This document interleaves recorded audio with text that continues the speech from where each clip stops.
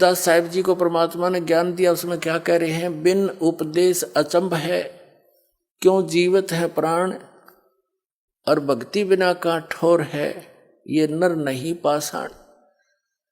उदय अस्त का राज जीव को जय कोई दे, और लाख बधाई के करे जय नहीं नाम तेने।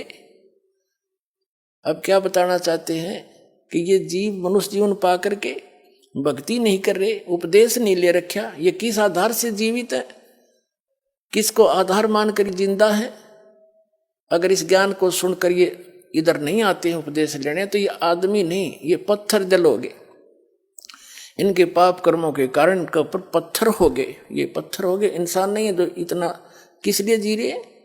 हम इन कार और कोठियों को, बेटा और बेटियों को अपना मानकर जी रहे हैं। कल मृत्यु हो जाए आपकी, क्या उद्देश्य था ये? कल बच्चे आपके सामने मर सकते हैं, ऐसे गंदे लोग में हम रह रहे, क्या यही उद्देश्य फाइनल है?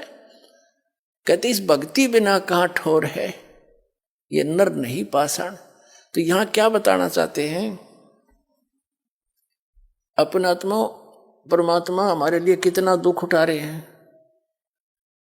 आप तो भांग पिए पड़े हुए काल की। कबीर साहब कहते, कबीर ये माया अटपटी और सब गट आण अड़ी, किस किस ने समझाऊं या कुआ भांग पड़ी। काल ने आपका अज्ञान की और यहाँ की झूठे लालच लोभ की, कोई ठीकार बंगले की, या एक ऐसा नशा चढ़ा रखा आपके इस माया का। कहते हैं कबीर साहब कहें, किस किस ने समझाओ या कुआ भांग पड़ी। किस साल से जी रहे, और 1 मिनट में ना जाने भूकंप आ जा, क्षेत्र का क्षेत्र नाश हो जाता है, और 3-3 पीढ़ी के बनाए हुए मकान वहीं पर उनके नीचे दबकर मर जाते हैं, और फिर बाकी बचे फिर भी कुशल खा कुशल है। यहाँ पर कबीर साहब कहते हैं, झूठे सुख को सुख है ये मान रहा मनमोद, ये सकल जबी ना काल का कुछ मुख में कुछ गोद। तो वो परमात्मा आपके लिए कितना भटक रहे हैं, उनका क्या उद्देश्य था आने का? इसे श्लोक न छोड़ के वहां सारा सुख है, क्योंकि हम उसके बच्चे हैं, हमारे से गलती बन गई, बहुत भयंकर भूल बनी हुई है, और जिस कारण से हम यहाँ आगे उस मालिक ने छोड़ के इस काल के साथ में, इस विलियन के साथ आगे हम इसको अच्छा आदमी मान के, और इसने हमारा केस हांग काट रखा, किसी का बेटा मर गया, किसी बेटी मर गई, कोई कैंसर से पीड़ित, किसी टांग कट गई, किसी बाजू कट गई है, कोई किसी कीड़े पड़े हुए हैं, कोई 84 लाख योनियों में कुत्ते गधे सुअर बनकर हम कष्ट उठा रहे हैं, और फिर भी शांत है, क्योंकि हमें ज्ञान नहीं। जो ज्ञान वो देने आते थे वो आप तक पहुंचने नहीं दिया हमारे ही भाई बहनों ने, ये नकली गुरु और संतों ने, क्योंकि ये माया के भूखे हैं, ये महिमा की भूख है इन लोगों को। अभी न भी आँख खोलनी पड़ेगी, परमात्मा के इस प्रयत्न को सफल होने दो, और तुम भी समझो, और इन बच्चों को भी समझने दो, उस भगवान के बच्चों को कितने युगों से दुख पा रहे। अब ये समय है, अब 1000 वर्ष के लगभग ये समय ऐसा ही चलेगा। इसमें जो निकल गए और रह गए फिर वही नबीरान बैठी। कबीर साहब ने फिक्स कर रखा था, 5500 वर्ष जब कलयुग बीत जाएगा, उसके बाद पूरे विश्व में एक ही ज्ञान रहेगा और सभी नाम लेंगे। वैसे ये तो होगा ही होगा जो भगवान ने बोल रखा है। तो इन संतों के ऊपर ये रहम हो जाएगा, ये इस पाप से बच जाएंगे जो इनका मिसगाइड करने का भार ने सिर पर धर रखा है। नींद ने ताना ही पड़ेगा, सब यहीं आएंगे, उन पर भार न्यों का न्यों रह जाएगा। ये शब्द बोले बिना इन्हें बोलना पड़ेगा।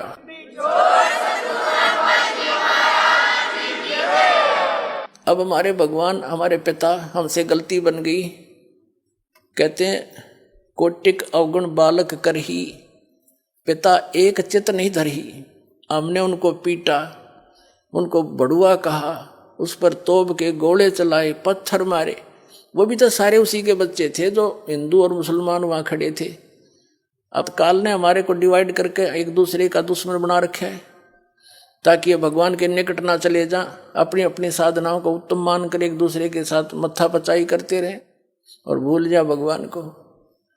तो पुण्यात्माओं, आज का मानव बालक नहीं है।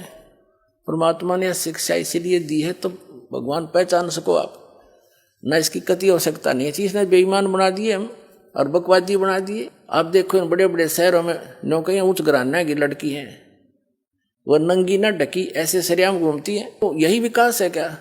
गिरावट है ये मानव की अज्ञानता के कारण। हम उनको अच्छे पढ़े, ये तो एजुकेटेड सोसाइटी है, खाक एजुकेटेड है जो इसे बेहुदे ढंग से बूढ़े लाल होठ करके हैं और पता नहीं कैसे घूमती हैं, क्लबों में जाते हैं, शराब पीने लगी लड़कियां।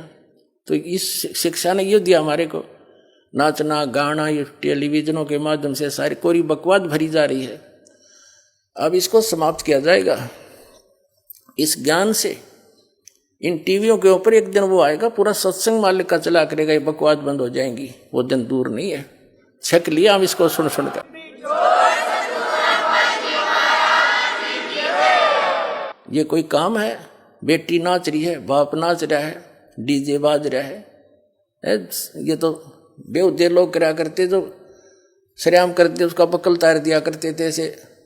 ऐसे धार्मिक व्यक्ति थे, अच्छे इज्जत वाले। अरे भी इसने बोर मानने हैं, शाबाशी मानते हैं।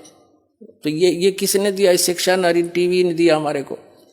अब इस शिक्षा का, इस टीवी का सदुपयोग होगा, भगवान को पहचानेंगे, जन जन तक मालिक का योगदान इसी टीवी के माध्यम से रूबरू हो रहा है। ऋषि से पहचान कर उसके बच्चे बहन बेटी भाई भाग भाग कर आ रहे हैं, अपना कल्याण करवाएंगे। तो परमात्मा हमारे लिए इतना कष्ट उठाए।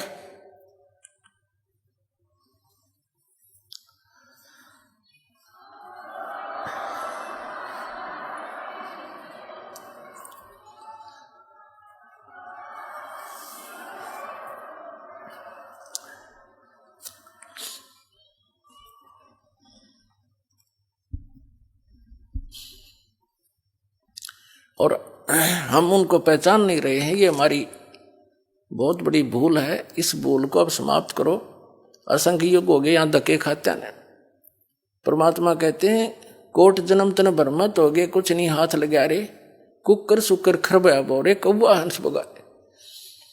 अपने आत्माओं जिसको नशा हो, वह व्यक्ति चाहे जून के महीने में पंजाब राजस्थान हरियाणा यूपी के क्षेत्र में और बाहर पड़ा हो, पसीने में पसीना हो रहा हो, रेत उसका लगा हुआ हो, उसको कोई कहे भाई तू बहुत दुखी है, उठ ले यहाँ से, चल तुझे छाया में बैठाता हूँ, और वो कहता है जोड़ दे मौज हो रही है। तो आज हम इस स्थिति में है, इस गंदे लोक के सुख को हम सुख मान रहे हैं, हम शराबी की तरह पड़े इसके अंदर। और जब यह भांग उतर जाएगी आपकी, या शराब उतर जाएगी इस तत्व ज्ञान से, आपको नरक दिखाई देगा सतलोक की तुलना में। क्योंकि अभी हमें ज्ञान न ठीक नहीं मिला।